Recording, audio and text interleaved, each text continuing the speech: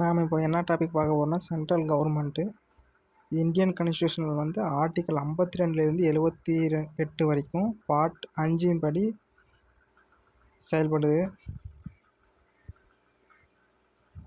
Central government பார்த்திங்கன்னா executive, அப்புறம் legislature and ஜுடிஷியரின்னு 3 வகையாக செயல்படுது.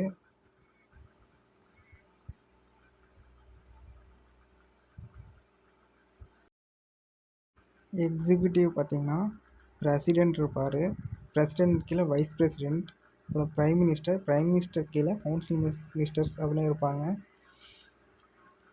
எக்ஸிக்யூட்டிவ், லெஜிஸ்லேச்சர் அப்புறம் ஜுடிஷியரி வந்து ஆர்கன்ஸ் ஆஃப் கவர்மெண்ட்னு சொல்லுவாங்க.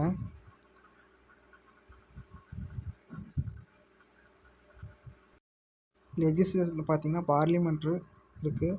பார்லிமெண்ட்டில் பார்த்தா ராஜ்யசபா லோக்சபா 2 இருக்குது. ராஜ்யசபாவில் பார்த்தா 238 பேர் ஸ்டேட் அசம்பிளியிலேருந்து இருப்பாங்க. லோக்சபாவில் பார்த்தா 534 பேர் இருப்பாங்க. ராஜ்யசபாவில் பிரசிடெண்ட் வந்து 12 பேர் நாமினேட் பண்ணுறாரு. லோக்சபாவில் பார்த்தீங்கன்னா பிரசிடெண்ட் வந்து 2 பேர் நாமினேட் பண்ணுறாரு.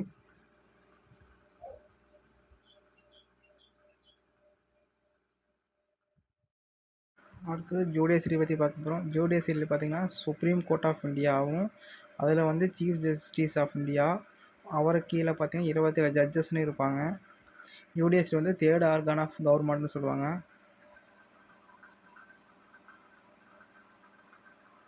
அடுத்தது பார்க்க போகிற டாபிக் பார்த்தீங்கன்னா வைஸ் பிரசிடெண்ட். நாட்டிலேயே 2வது பெரிய ஆஃபீஸ் இருக்குன்னா அது இவருக்கு தான். ஆர்டிகல் 63 படி மாநிலத்தில் பொலிட்டிக்கல் தொடர்ச்சியாக செயல்படுறாரு. இவருக்கான குவாலிஃபிகேஷன் பார்க்கலாம். இந்திய குடிமகனாக இருக்க வேணும். இவரோட வயசு வந்து 35 நிரம்பியதாக இருக்கணும். இவர் வந்து ஆஃபீஸ் வந்து ப்ராஃபிட்டுக்காக செயல்படுத்தக்கூடாது. இவர் ராஜ்யசபா மெம்பராக கண்டிப்பாக இருக்க வேணும். இவரோட எலெக்ஷன் பார்த்திங்கன்னா ஆர்டிகல் 61 என்ன சொல்லுதுன்னா இன்டைரக்ட் எலெக்ஷன் சொல்லுது. இவரோட ஆஃபீஸ் டைம் பார்த்திங்கன்னா 5 வருஷம் தான். இது ஃபிக்ஸ்டு டைம்னால ரெசிக்னேஷன் பண்ண முடியும். இவரை இறந்தாலோ இல்லை ரிமூவ் பண்ணாலோ வேறு வைஸ் பிரசிடெண்ட்டை நியமிக்கலாம். ரிமூவல் ப்ரொசீஜர் பார்த்திங்கன்னா கவுன்சில் ஆஃப் ஸ்டேட் வந்து பாஸ் பண்ணணும். இப்போ என்ன எப்படின்னா மெஜாரிட்டி ஆஃப் மெம்பர்ஸில் வந்து ஹவுஸ் ஆஃப் பீப்புள் வந்து அக்ரி பண்ணும் அதை. அதே போல் மினிமம் வந்து 14 நாளுக்கு முன்னாடியே அவங்க நோட்டீஸ் கொடுத்துருக்கணும். அவரோட ஃபங்க்ஷன் என்னென்னு பார்க்கலாம். இவர் வந்து ராஜ்யசபா மெம்பராக இருக்கிறாரு. இந்த ஹவுஸில் வந்து இவர் ஆர்டர் பண்ணுற அதிகாரம் இவருக்கு இருக்கிறது. எந்த நேரத்துலையும் இவர் கொஷின் பண்ணுற அதிகாரமும் இவருக்கு இருக்கிறது. ராஜ்யசபாவில் பில் கொடுக்கும்போது டை ஆகிடுச்சுன்னா இவருக்கு ஓட்டு உரிமை இருக்கிறது. அந்த டைமில் வந்து இவரை வந்து ஆப்போசிட் பண்ணுற அதிகாரம் மற்ற மெம்பர்ஸ்க்கு இவருக்கு இல்லை.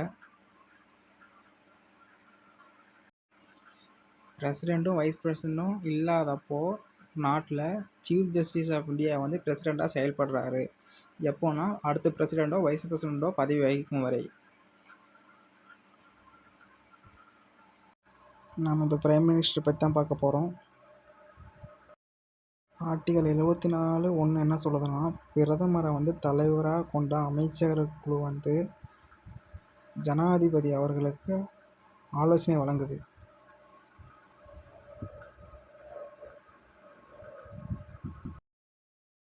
இது இங்கிலாந்தோட வெஸ்ட்மினிஸ்டர் மாடலை கொண்ட ஜனநாயக அமைப்பு.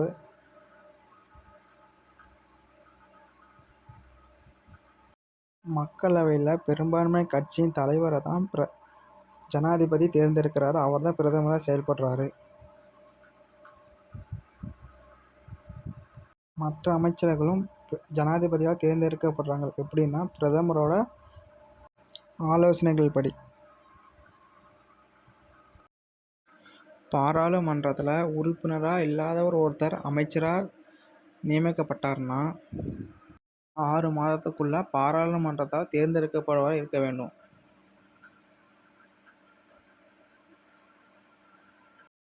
பிரைம் மினிஸ்டர் டியூட்டி வந்து ஆர்டிகல் 72 என்ன சொல்லுதுன்னா ஒரு பிரைம் மினிஸ்டர் வந்து எந்த மினிஸ்டருக்கு என்ன பதவி கொடுக்கலாம் அப்படின்னும், கேபினட் மீட்டிங் வந்து எந்த டேட்டில் பண்ணலாம் அப்படின்னும், ஒரு மினிஸ்டரை வந்து அவரோட ஒர்க்கை அவர் சரியாக பண்ணுறாருன்னா சூப்பர்வைஸ் பண்ணலாம்.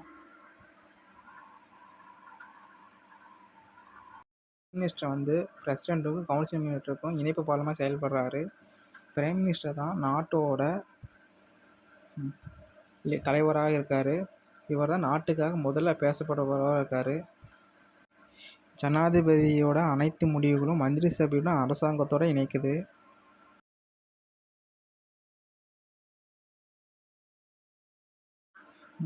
மக்களவையில் மொத்த உறுப்பினர்களில் 15% கூட பிரைம் மினிஸ்டர் இருக்க வேணும். Council ministers. கேபினெட் மினிஸ்டர் இது வந்து முறைசாரா அமைப்புன்னு சொல்லுவாங்க. இதோட டெசிஷன் பார்த்தீங்கன்னா கவர்மெண்ட் வந்து கேபினெட் மூலியமாக எடுக்கிறாங்க.